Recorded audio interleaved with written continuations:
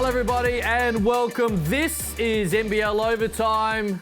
It's grand final time. The top two seeds over the course of the regular season now have a big deep breath. They put their feet up. Hell, they're probably still celebrating homicide, but they got 5 games to sort out who is going to be the NBL champion. So much to get into. Hashtag NBL Overtime to get involved. How you doing, man? My man, good to see you, man. How was the junket? It was good. Good. It wasn't junk. Yeah, it was a junket. All right, it was a junket. We'll get to that a little bit later. I love your fit today, man. I know we're going to see that on Instagram at some point. Thank you. Liam Santamaria, you've been on Media Street, I see. GM and Next Stars on fire. How you doing? I'm good, man. It is great to have you back. I know. It's great to be back. We only just keep our head above water when you're not here. Shout out to Jack. Did a great job. Shout out to Jack. But you're the heart and soul of this show. Firstly, I agree. Secondly, I can't believe the show kept going without me, but it is what it is. But I flew back in Sunday morning for Game 3s, and that's what it's all about. Nothing better in sport than a deciding elimination game. I'm coming to you first, Homicide, because that Sunday slate of double-header elimination, Game 3s, championship spot on the line was brilliant. Man, it was beautiful, and, you know, it all came down to that. 4 great teams going at it, but there could only be 2, and the cream rose to the top. Fantastic basketball. Obviously, a couple of teams were shorthanded. Cairns, definitely. 2 key players, 2 starters out. They gave it their best shot, and unfortunately, they came up short. Jack jumpers, you know, 1 key member out, Josh Majette, and man, Barry Brown Jr. We'll get into that shortly. But shout out to the New Zealand Breakers and congratulations to Sydney Kings for putting themselves in the best position to go back-to-back. Let's start with the Kings and the Taipans, because it was a Sunday afternoon, about 8,000 at kudos, probably the lowest of the year, to be fair, which was Sydney Kings fans. Where the bloody hell are you? Get to this joint and watch this team go at it. They're in another grand final. Xavier Cook's the MVP, doing MVP-like things. Yeah, well, you talk about cream rising to the top. That's what happened here in this Game 3. We've always said all season, it's going to be really tough to beat this Sydney Kings team in a series in the postseason, and the Taipans really gave it a good shake. I don't think the Kings were at their best over the course of this series, but you got to credit the Snakes for that. And then in this Game 3, I really felt like the Taipans ran out of fumes. In that second half, it had been a really hectic schedule. Vasiljevic hit some big shots. He'd been a little dry, and they did enough to get over the line. And now they're back where they were last year, just a few wins away from hoisting that trophy. Depth is a huge thing for the Sydney Kings. We've spoken a great deal about it, and I think a 5-game series suits them better than a 3-game series, because the longer this goes into it, although New Zealand are playing really well, obviously. I agree with you to an extent around the Cairns Taipans. I don't buy this whole stamina thing and heaps of games thing, because they're professional athletes. I buy the fact that they were missing key players, right? So you had Pinder and Shannon Scott being there. They just ran out of the ability to be able to hit big shots and stand up in major moments. And that's because they're missing 2 starters, not because they played 5 games in 11 days. I think it's a combination of both. It's definitely a combination of both. You can't keep up that type of intensity with a team like Sydney that's deep. Yo, it was literally like 6 on 10. If they'd have had Pinder and Scott, the longer you go, we wouldn't it be does discussing not this. benefit the team with the least amount of players. Because they're missing 2 starters, right? 5th game in 10 or 11 days. Dude, no chance. They're missing 2. Had they had Pinder and Scott, we wouldn't be having this conversation, because they would be deep enough to be able to handle it. They missed them, so no doubt. Yes. So the point is, 2 it wasn't key the 5. starters. Yeah, that's the difference. Course, that's not the 5 difference. games in 11 days. They ran out. It's a combo. You've been saying all year, you've been telling Corey, hey, you're not winning the championship for 5th or 6th. Now, part of that is you're going to have to win on the road consistently, but also in the end, because of the FIBA window, they really crammed the games in a short period of time, and it became tough. You know what? In the end, the 2 best teams in the season make it, right? Now, New Zealand were maybe the best team pre-Christmas, even though the Kings were probably still on top, and COVID derailed them a little bit. I just think Cairns just ran out of fourth quarter, you're going to talk to her right now about DJ Hogue, but the fact is, in the fourth quarter, someone had to stand up, and Ben Air, shout out to you rolling around a Ben Air jersey. Yo, listen. No, he sent it to me. Yeah, well, fair enough. He sent it to me. Shout out to Ben. Is it signed? Hey, look, wear it. Re-sign him.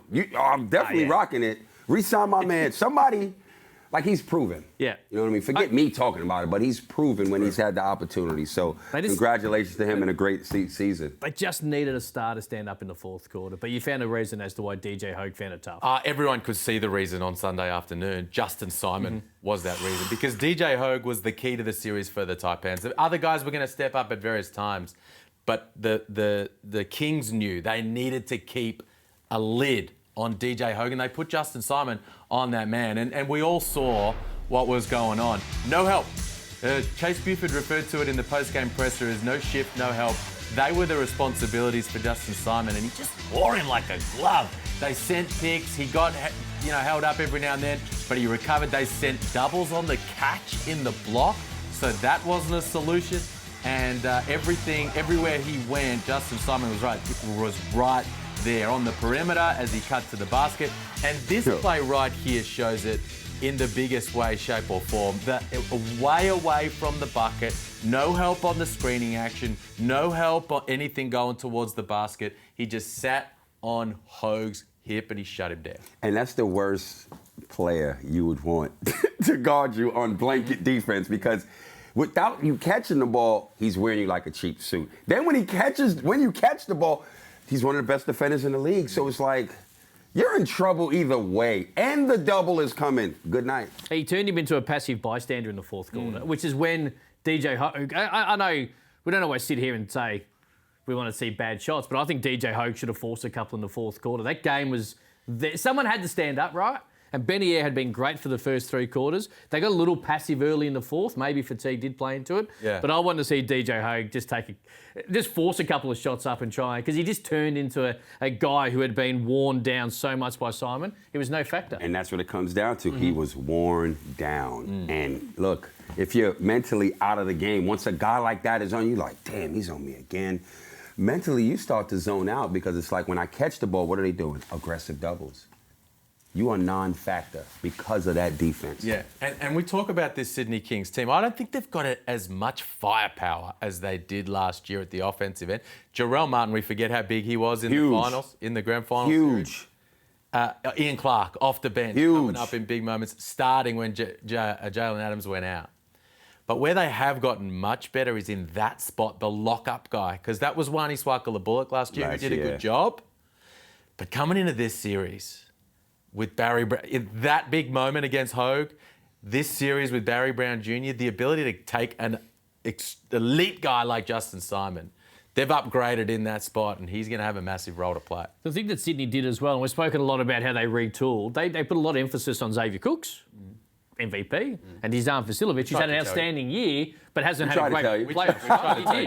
And Vasiljevic, I dived into Frank's pool, unfortunately. The fact is that Vasiljevic didn't have a great playoffs, right? So they gave the opportunity for Vasiljevic to flourish into the player that for most part he has been. He wasn't great in that series. He had a couple of late shots to try and get the momentum flowing again. Yeah. He's going to have a huge grand final series, because you talk about that firepower. That's what Vasiljevic is about. Right, he gets that opportunity, so it's huge. Let's keep. You know what we do in this panel? Don't predict we yet. Keep it a buck. Yeah. Dejan Vasiljevic has not had a good season. He has not had a good season, not to the standard that we hold him to. I agree. Right? So with that, he's shown glimpses. We know, regardless of how good he's shooting the ball or not, he's a legitimate threat anyway on the court. Yeah. He's going to have to come up huge. He's really the X factor for the Sydney Kings team. He didn't do anything this series. Last game, he had 15 and 5. Hit a couple of shots in game 3. Important in a big game. 100%. But he's going to have to be consistent and play big this series for them to win. It's to a point where it's going to be some almost curse, some stuff like, if he don't show up, they will not win. They will not win this series. That's how important he is. And with these matchups he got, because I'll tell you this, on the other end, Zayli Alpha coming. He's living for this. Rayon Repair. Will McDowell, they all coming. You know what I mean? So you're going to have to stand up. Ain't no tomorrow. 5 games, this is going 5. 5 games to play your best basketball. That's the beauty about the game when you advance to this level, grand finals. Whatever happened in the past, clean slate. Got to bring your A game right now. I've always said that there's no better reality TV than sport. And I think New Zealand Breakers proves it, right? They've had 2 years of absolute crap. The unfortunate circumstances around what they had to endure and how they had to go about it. They could never get rolling. You spoke brilliantly to it last year about going home every now and then and using that to get some momentum, which they Yeah. couldn't get. Yeah. They've got momentum. They're back in a grand final series, and not just Australian sport, but I'm going to say all around the world when it comes to basketball, there's not many better stories than this. The very fact is they didn't get to see their families, they're on the road, they've had injuries galore, and now, in front of a packed house, they got to knock out the Jack Jumpers, which is a great story in its own right, and they go to a grand final series. This, regardless of the result, is cool as hell. It is. It's cool. It's cool for that organisation. Some key people within it, right? Modi Mayor, Tom Abercrombie, Rob Lowe, those guys were all part of that. But hold on. Barry Brown Jr., Jarrell Brantley, Derek Pardon, Isaiah Liafa. None of those guys were involved in that. That's why Modi Mayor hasn't really spoken about it throughout this season. New team, he called it not just a new chapter for this organisation, he said this new season is a whole new book. And they've done a great job approaching it that way. I love them, the Breakers. I think they're going to win this series, but we'll get to that as the time goes by. But while we have the chance, before we really sing the praises of the Breakers, shout out to the Jack Jumpers as well, because they made that a tough as hell series. That was a close game 3, and they were very, very close to getting back to the granny. Yeah, man. Shout out to Scott Roth, the whole organization. Clint Steindl for what he did to the young fella who was just heartbroken. What they've began building down there from last season, it is truly incredible to see how it's continued to evolve. And everybody in this country is really a fan of theirs, whether you back them or not. You are a fan because how they go about it. And, you know, year one, anybody could do well once. But to come between minutes away from punching your ticket 2 consecutive years into the grand final is truly inspirational. So shout out to them. You know who stood in their way? Who's that? Your guy, Barry Brown Jr. Hang on, hang on, what's the date? 21st of Feb. Just want to timestamp. That's on a timestamp. Well, it's the first time he's ever said anything nice about the Give Tassie me a Jack spell. Jumpers. Here we go. I'm just I told you sticking they'd be top 4, baby. That's where they finished up. Let's get to Barry Brown because he's the reason you're right. Dude. They're not in the grand final because sluggish start, very sluggish start for New Zealand. Brown comes on, best player in the nation off the bench, and he just went bang. 32 points, 3 boards. You see the stun numbers there. But the whole game, Homicide, changed the moment he came onto the hardwood. You know, the thing is this. Everybody played a huge role this year. Everybody played their role very well.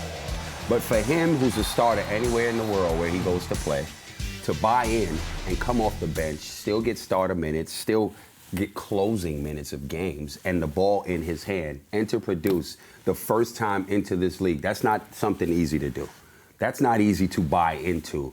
And credit to him, credit to Mayor for the way he recruited these type of players. And you to come in for your first year and do what he did. No one expected this. But I was watching this dude, and I'm like, they've been pretty much in second place majority of the year, right? Sometimes they might drop because one loss, you might drop to 4th, but they were never really a threat of falling out of the top 4. They not for me, right?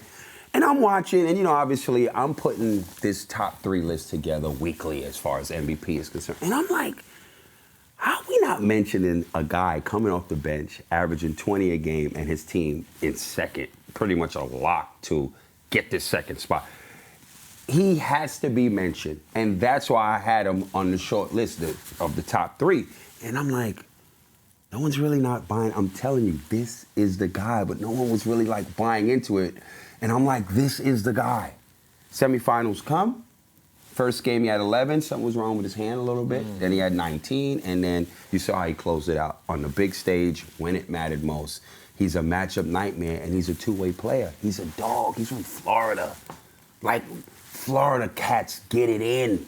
He's tough as nails, and like I said before, I've had a couple of conversations at the awards, and I think, look, I'm no advisor to no one. I just speak, you know, what I genuinely feel, and if you listen, you listen. If you don't, no big deal to me. But what I said to him was, re-sign, get a multi-year deal. The hardest thing to do is stay in one place, right? Because I know life as a basketball mercenary, you chasing the bag, you want to go to this country, you think X, Y, and Z. Sign a deal, a multi-year deal. What you've done in 1 year here, Sign the deal back. You're only going to get better because you're going to be comfortable. You're going to be more comfortable with the security. Season is not long. After the season, you want to go somewhere else and play, knock yourself out. But create a home here. You build a fan base here. You bring continuity here to this team. This is how imports should do it when they have success. And I hope that he talks to his agent and they do that, because he is a great asset to not only this club, but to this league. The whole nation celebrated. I'm talking New Zealand. The Breakers, obviously, celebrated long and hard, and maybe even a little longer than normal, because they've now got a couple of weeks, both these teams, before Game 1 of the NBL Grand Final Series. But it was emotional scenes as well. Obviously, such wonderful scenes to be able to see so many of these people dealing with families, and the emotion around the fact that they've gone from where they have all the way to a Grand Final Series. We've seen Modi Mayo a couple of weeks ago when they locked in that playoff spot, and the emotion around that, and they continued on the weekend. Sydney v New Zealand. We'll get to a break. We'll get stuck deep into predictions next week. But Fair enough. Let it breathe a little bit. Yes, Tassie. Cairns and Tassie. I'm jet lagged on the other side of these.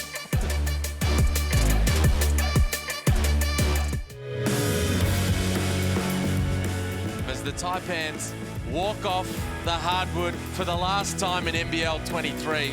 From where they were last season, incredible turnaround. Proud of the boys, it's been a hell of a schedule, it's been a hell of a run. Commiserations to the Jack Jumpers. It's our second year, and to be in this position is quite humbling, but it's also very exciting of where we're at. It's been a hell of a year for us. Super proud of our guys. We did the handshake line and walking off the floor, and the little fella was in tears.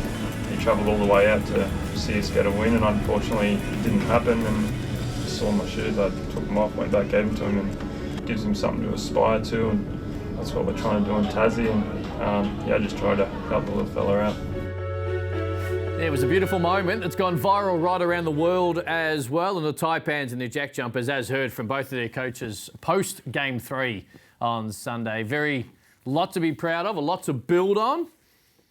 But their season is done. Their off-season is just beginning. And a huge part of these teams and their challenges right now, Corey, is to be able to put a lot of these players back in the same jersey next year, which isn't easy to do. Here's the thing with that. When you have success, these players their stock has gone up. And when your stock goes up, there's demand. The price ain't going down. So now this is the hard part, the off season. Who can you retain? Who's the first person from the Taipans that you'd be re-signing? We'll have a look at the contracted players who they've got under contract into next year, and it makes a bit of a decision. So there you go. There you guys who you've got right now. McCall is contracted as your import, your only one. And then Wardenberg, an outstanding year. And then Benny is a club option. You'd think they'll take that. You'd think they'll probably take Lat Mayen as well after that game too. Majuk Den's in an interesting spot. And I heard you speak so well about the matchups against Sydney and the fact that Majuk Den didn't get a great deal of burn. Outside of that, who are you going first? Is it Hogue? Is it Pinder? Pinder's a free agent. Yeah. And Bulkwall. Yes. Oh my! Listen, this is pivotal for Cairns. Hence why we're talking about This it, Corey. is pivotal. First of all, Pinder made history. Yep. His services globally, let alone domestic, it's going to be, he'll be in demand. Ben Air will be in demand. Well, they're all going to be in demand. Club option for Ben Air. Oh, club option, so staying he'll be there. Listen, those other guys, they will all be in demand, and there's a big threat. It is a big problem right now for those names because they're a big focal part of what this organization is about. They both may not be there.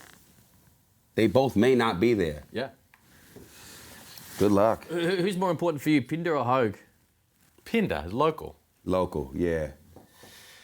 But I can't see him being back Dude. there.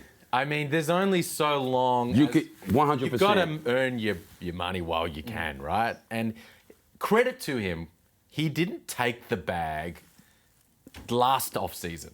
Correct. When he re-signed, now it was termed as like they picked up the mutual option, but he re-signed. No such thing. No. Well, I don't believe in mutual options. So No I don't such believe in thing. them. yeah. So I can't see him doing Well, that okay, this so- year because the difference between where they'll be able to get to And everyone will say, well, just go further. Well, there's realities around the fact that they're a small market team, community owned. And where other teams are going to be able to go here and, as you say, across the world. Now, I look at a team like the Perth Wildcats, for instance, in that Tashawn Thomas spot. WA guy. I mean... And where they lack defense, interior presence, and rebounding, and athleticism. He brings all of that. You'd be going all in there for Pinder, wouldn't you? So how they go in the marketplace. Now, if he resigns, I would be shocked, and you would understand the reasons why. The coach who believes in him, the situation that works for him, and he's made a basketball-type decision. But it's a professional world that we live in here in the NBL. And yesterday's price is not today's price. Nowhere near it. Shout out to Fat Joe.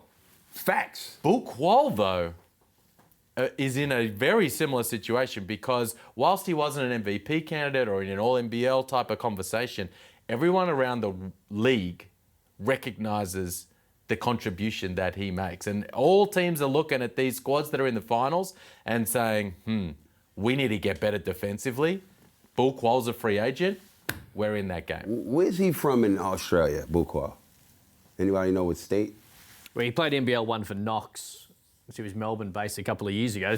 Well, I'll tell you this right now. Grabbed him from, so I'll tell you this right now. Can't answer that question specifically. Melbourne United will come knocking just off the fact that he plays defense the way he does. Yeah. Melbourne United will come knocking. Well, the Shea Lee conversation is the first one there, and then depending on where that sort of sits, and of course, health and safety. His health is well and truly more important than anything else. But once they sort that out, then they can make decisions on. Even if they lose those guys, though, right? This is why Adam Ford calls his team the factory. He got something up his sleeve, of course. Always. Always. I mean, he discovered Bull Qual. Yes, sir. He's the best development coach in the league, right? He has that eye. He has that eye. Absolutely. And not does he find the guys who have got talent, he then turns them into players who are actually pivotal to teams making a game 3 of an NBL finals or a semi-finals. And listen, if you're the Taipans, you're Adam Ford, you're that club, don't complain about, we can't keep our players. It's the reality. That's the reality. Find them as diamonds in the rough. And Adam Ford knows this. He's doing exactly this. Find them as diamonds in the rough. Get your imports, nail them in a big way, and then give them the opportunity to explode onto the scene. And that's what happens. That's the charm. The part of that, they don't complain because the charm of what being a little club is what you're able to sell to the Wardenbergs of the world, to the Maynes of the world, to the Ben Ayres of the world to say, hey, you know what? To the Pinders to the world 12 months ago to say, hey, this is the best place for 100%. You. So going forward, now we've got to be quick. Tasmania, outstanding again. Really 10 minutes short of going back-to-back grand finals. There you go, Besto, Magnay, McVeigh, who had an outstanding year, Steindl and Sam McDaniel, who is a player option, who fell out of favour, but he had some injuries over the course of the year. Liam? Yeah, it's Liam. Or either one. Who's most go ahead, Liam. Sam better resign. Hey, Milton Doyle, we talk about locals, but hey, roll it back with the imports. Majet, Doyle, Kelly. 100%. Bring all 3 of those guys back. There you go. Hashtag 100%. NBL Overtime to get involved. We might touch a little more on Tassie next week with a bit more time. Quick break. Plenty more overtime next.